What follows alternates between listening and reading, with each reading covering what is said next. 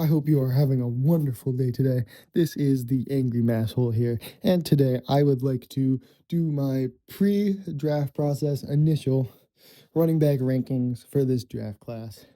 I'll be only ranking the top end, like I think top seven backs in my opinion, going over some of their pros and cons and some where I would think they are projected to be drafted in this upcoming draft.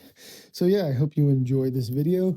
Thanks for clicking, and yeah, leave a comment if you have anything you want to see from me in the future. Jeremiah Love is easily the top running back in this class and the only running back that I have first round grade on. He is an elite athlete with plus speed and a very solid receiver who is easily a catching threat in the backfield. He's an agile runner who can easily make people miss and has good patience and footwork.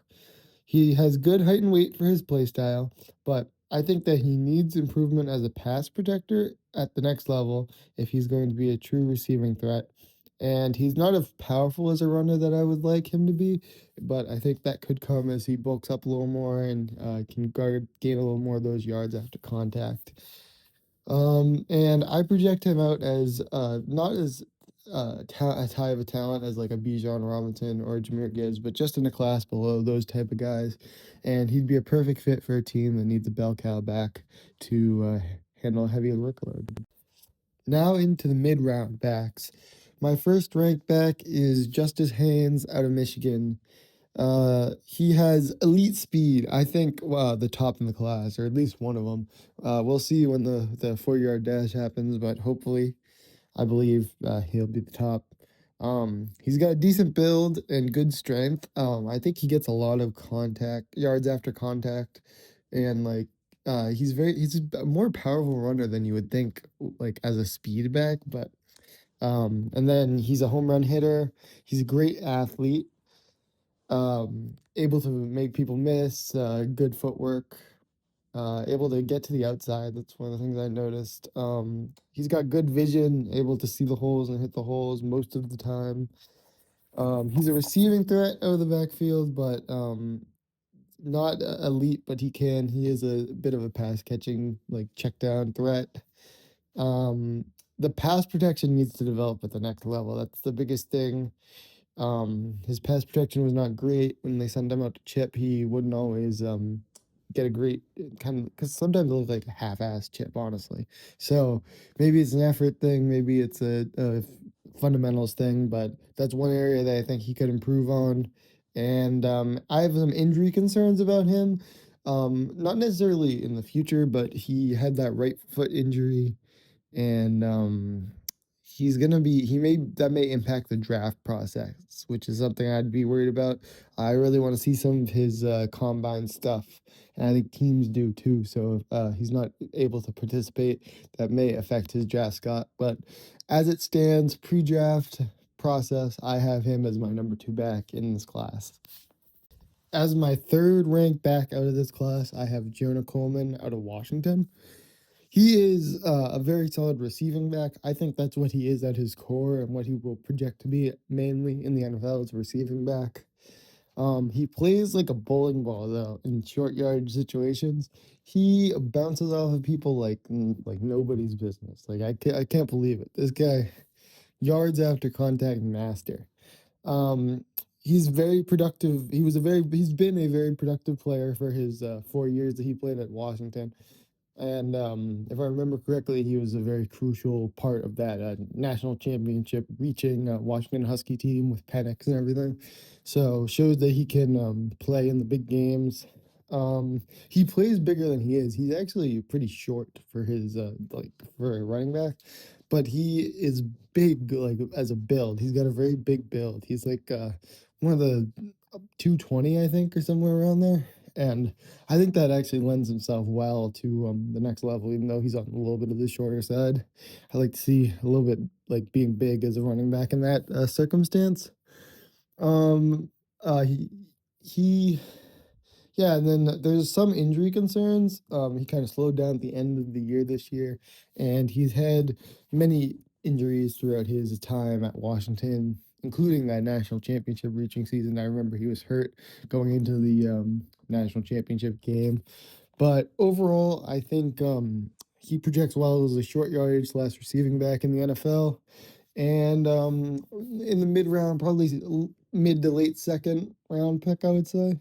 And yeah, Nick Singleton is my fourth ranked back in this class. And I think he again is another good receiving back, very good at catching the ball, running, turning up field. He's got excellent speed. That's one of his very good traits. He's a good athlete overall, but he's not making people miss really. He's more just like once you get him in space, he'll run away from you. That's more. He's got great footwork. That's what I noticed on tape. Is his footwork is really good. Like his patience to find those holes and kind of make people miss like between the tackles, really good. He had 4 solid and productive years of college football. That's something I always like to look for in the running backs. He's not very powerful in particular, but I don't think that'll be something he'll need to do in the NFL. I think he'll be more of like an explosive threat slash like pass catching back in the NFL. And he lacks the ability to really make people miss like in space.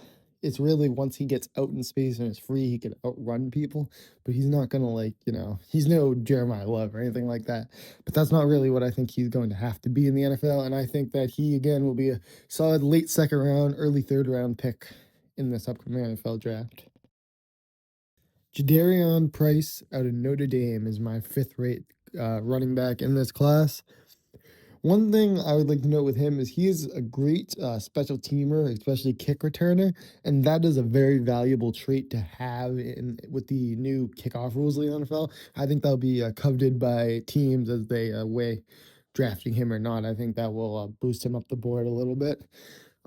He is got elite speed, game-breaking speed. You get him out in space, and he's gonna outrun you. He's a very dynamic athlete. He can make people miss in space easily. Got a big bag, lots of moves he uses. He's got a decent power, honestly. I'm not like for what he how he plays, like he's able to get yards at a proficient rate in like short yard situations. He's got good hands, not productive as a receiver, but I think he projects as to have the ability to be a pass catching back out of the backfield, maybe as a check down in the NFL. He had some volume concerns as he shared the backfield for his whole college career at Notre Dame with Jeremiah Love. So he hasn't been a like number one bell cow back in his career as he's been sharing the back with a better back. So I'd say maybe that'd be a situation that you'd look for in the NFL with him where he would share the backfield and wouldn't be the only like bell cow back for you. He had some ball security issues, some big fumbles in tight situations in games, and I think that's something that can be worked on, developed as he goes through the process and gets into the NFL. But that is something to think about when evaluating him. And he struggles in pass protection. Again, I think something that can be developed over time. But yeah, that's I think he projects as a complementary back with nice speed, someone who can make an explosive play now and then, but not like an every down back. Demond Claiborne out of Wake Forest is my sixth strength back in this class. And he is a bit of a gem, I think, in this class. He is held back, but the biggest thing is his height and weight, his build. He's just too small. But all the other things, he has everything else you look for. He's got great speed and acceleration. He's got an elite receiving ability. He is probably one of the best receiving backs in this class. He's got great burst to the outside, which is something I noticed on the tape. When he tries to get to the outside, he gets there most of the time. He does not get beat by those defenders. And he's got exceptional vision. Like what I didn't. There's not any times on the tape where I saw him really miss a hole. He hits that hole when it comes open. He's really good at that.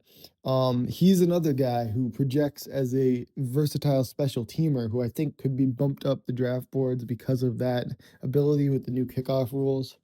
that's something that will benefit him in the draft process. He's not great in pass protection, but I feel like that comes with being a smaller guy. I don't know if he'll ever be that great in pass protection, and that's just a fact of like what you're gonna have to live with drafting him. He's got injury concerns because he tore his Achilles in college. Now he returned and he got his burst back pretty much. He was just as explosive as he was, but you always worry if you see a guy with a knee injury in college. Like I feel like he kind of has a like ceiling on how long he's gonna play if you already have a knee injury. That'd be one concern I have with him. Obviously, he's undersized, as we said, and he'd be more of a complimentary back, like some kind of a gadget player almost, I think. If you use him plus a special teamer, he's not going to be like a full-time bell cow back, even like multiple downs. He's probably a one down player, maybe a third down back, something like that. But overall, I really like him. I mean, it's a shame he's small because he has everything else you'd look for. And I would, if I was a team, I would take him in a heartbeat. Finally, my last mid-round back that I'm ranking today is number 7 is Emmett Johnson out of Nebraska. He is a very patient runner who has good vision. He's very creative with the running and shifty. That's something he's got that like wiggle thing that people like to talk about. He's got it. Um, he doesn't have very good pass protection, but this comes back to his size. He's decently tall, but he's kind of skinny. So maybe he can bulk up as he goes to the NFL, but I think this is kind of where he's going to be as he's been this his whole college career. Maybe he can bulk up a little bit, but he doesn't have game breaking speed. He's got good speed, but makes up for it with his creative running style and good vision. And he only had one solid year of college football. He played more, but he only looked like as a mid-round pick one year, which would worry me as a team. That's why I got him so low. I'm not always a big fan of these shifty guys in college and that don't have like many other elite traits because it doesn't often translate well. Like it's so much easier to be shifty in college versus in the NFL.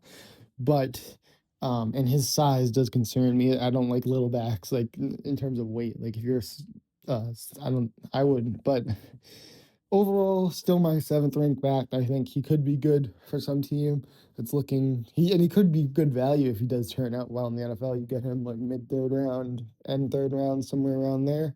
I think could be good value if he turns out in the NFL. But overall, yeah, that's Emmett Johnson. This will conclude my initial 2026 running back rankings pre-draft process. I hope you enjoyed what you saw. Hopefully, you agree with me. I hope maybe some of you have been informed by this video. And I plan to do another one of these with this more in depth, like post draft process. This is just my pre draft process of the top backs before combine and workouts and pro days and everything. And I hope to do a couple more of these. I'm gonna do pretty much for every position group. I'm gonna try to do receivers, quarterbacks, edge, corners, just everybody. Maybe even kickers and punters. Though I'm not really sure how to evaluate those guys. But yeah. So thank you for watching. I hope you enjoyed and leave a comment if there's something you would like to see in the future. Thank you.